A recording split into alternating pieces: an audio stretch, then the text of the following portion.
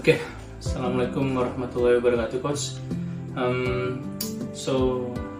In this video saya akan explain apa yang saya dapatkan, which the interesting point in Covey's book Seven Habits di chapter 1 sampai chapter 3 yang mungkin terekam dalam pikiran saya. Yang pertama, untuk chapter pertama, di mana saya dapat poin dari Covey ini tentang proaktif dan reaktif. Sebab dalam hidup kita ini ada dua tujuan hidup, yang sikap yang harus kita ambil. Anda ingin menjadi being proaktif or reaktif.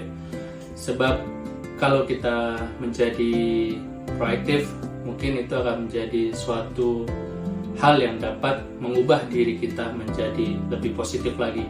Lalu juga saat mengambil keputusan, di mana being proactive ini bukan hanya sebagai sikap yang kita ambil ketika saat ada problems atau ada masalah, tetapi kita bisa mengambil masalah itu lagi awal sebagai problem solving untuk menghadapi semua isu-isu yang ada.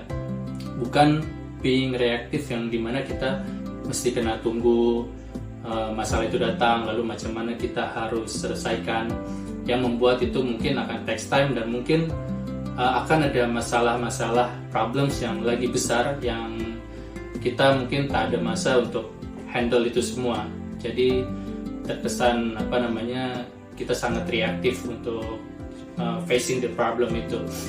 Lalu juga dampak positif yang saya dapatkan dari baca ini, mungkin kita bisa, beberapa poin yang kita bisa dapat, yaitu yang pertama, change the mindset, dimana being proactive ini kita mengubah mindset kita dari yang melihat problems itu sebagai big issue atau mungkin memperhambat kita, tetapi be proactive ini sebagai challenge kita untuk going bigger atau step ahead menghadapi problem hidup lah.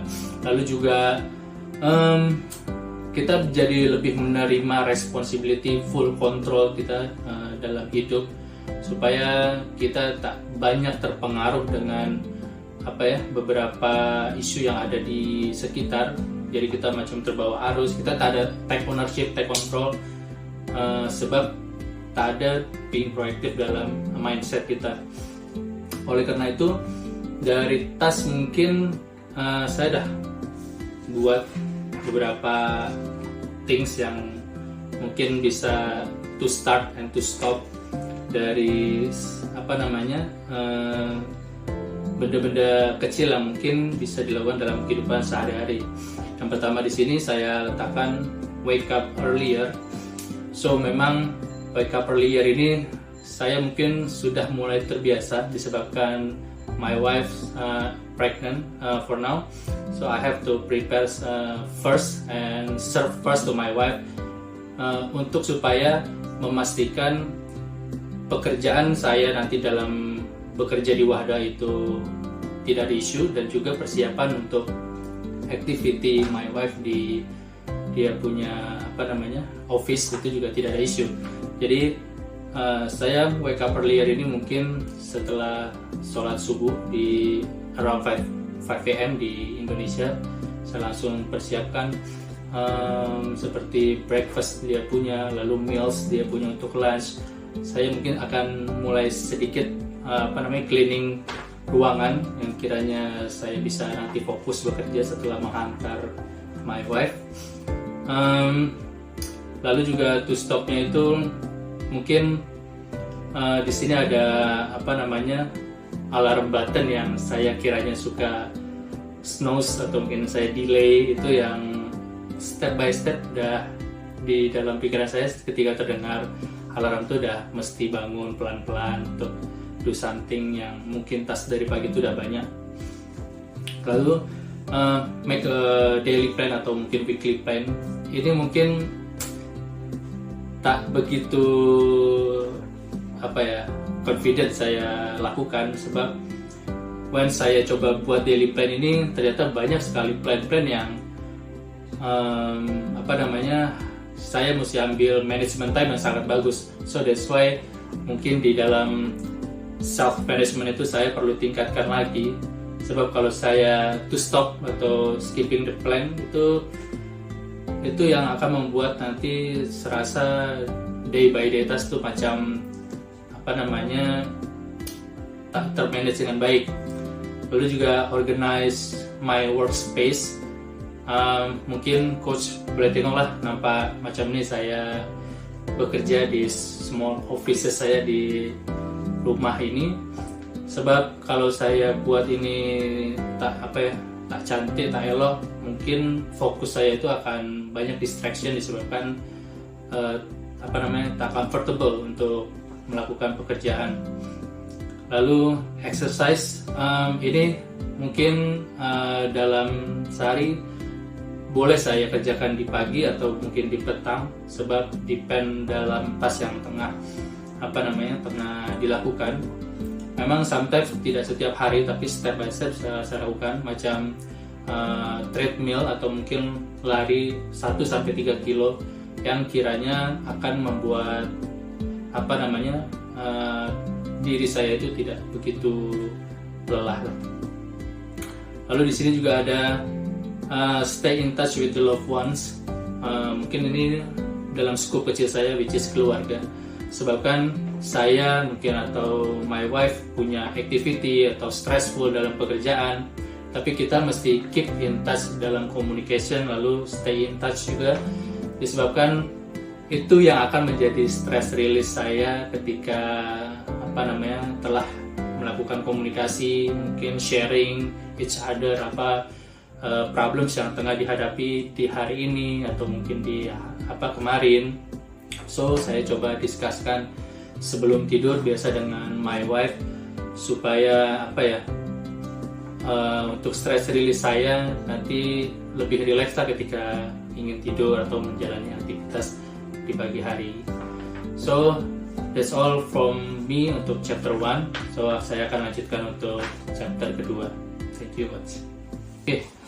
Next untuk chapter 2, mungkin tadi chapter 1 terlalu panjang, saya akan coba simpelkan lagi di chapter 2 ini. Memang chapter 2 ini mungkin yang paling menarik menurut saya, rather than chapter 1 dan chapter 3, dimana beberapa pertanyaan dalam buku tersebut yang membuat saya mungkin terasa tertampar. Sebab ya mungkin coach pun juga paham. Yang pertanyaan pertama, macam saat di pemakaman saya, lalu saya menulis surat wasiat, itu apa yang ingin saya sampaikan mungkin kepada keluarga saya, teman-teman terdekat dan lain-lain. Itu yang kiranya mungkin nilai-nilai yang bisa saya legasikan kepada keluarga saya, atau mungkin legacy secara finansial apa yang saya berikan ke keluarga saya. Sebab ini mungkin related dengan beberapa tahun lalu dengan quarter life crisis di usia 25 tahun, dimana di 25 tahun itu quarter life crisis ini macam 25 tahun, tapi apa yang sudah kita dapat secara finansial mungkin, atau mungkin profesi kita, atau mungkin bisnis kita, itu benda-benda itu yang sekarang ada lagi di pertanyaan-pertanyaan ini saat di pemakaman. Nilai apa yang bisa kita berikan kepada keluarga, lalu wasiat apa yang bisa kita berikan, itu mungkin yang sangat terbayangkan dalam pikiran saya. Lalu yang kedua, mengenai anniversary dalam 50 years weddings, seperti apa nanti acara yang bisa dilakukan, apakah sesuai dengan ekspektasi saya atau mungkin below the expectation. Nah, itu yang mungkin sangat trigger pemikiran saya. Serta yang terakhir, which is dalam retirement day saya, seperti apa hidup yang mau saya jalani. Itu mungkin chapter 2 ini yang membuat saya harus berpikir secara bikin the end, which is kita harus berpikir secara result.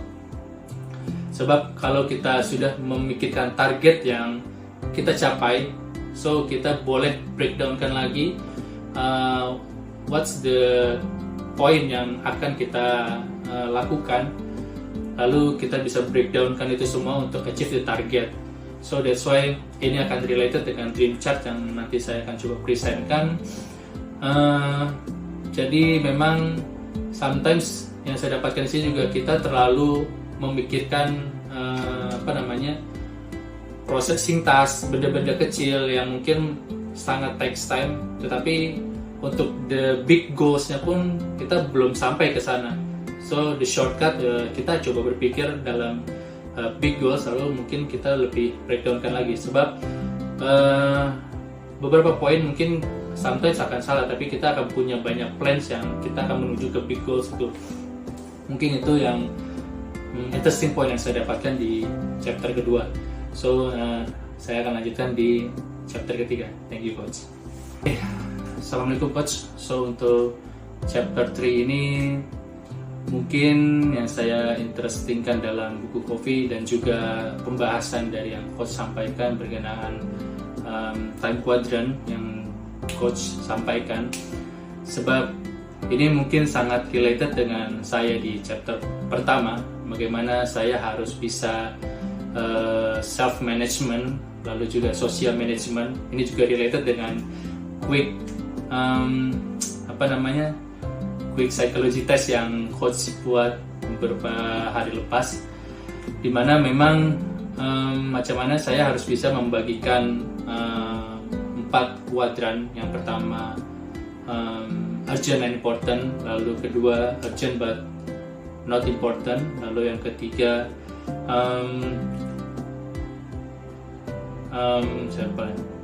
not important but urgent, dan yang terakhir not important but not urgent. So memang dalam beberapa poin ini saya mesti bisa memahami 4 kriteria ini. Sebab yang pertama important and also urgent, so memang saya harus letakkan situ untuk sebagai high priority.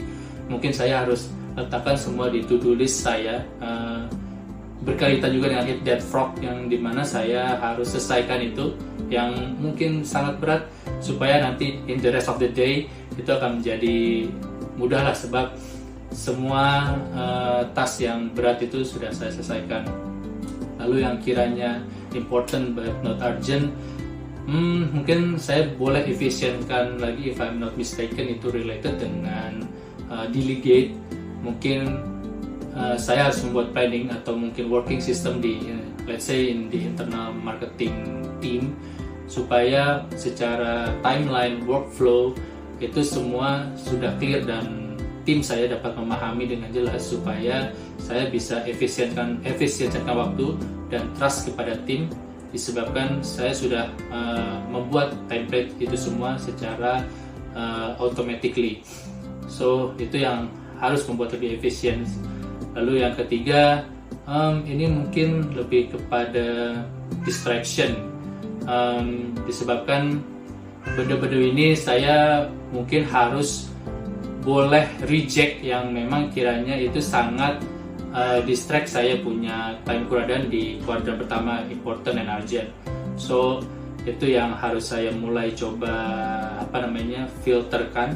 Dan yang terakhir mungkin berkenaan kepada time wasting, yang kiranya mungkin sometimes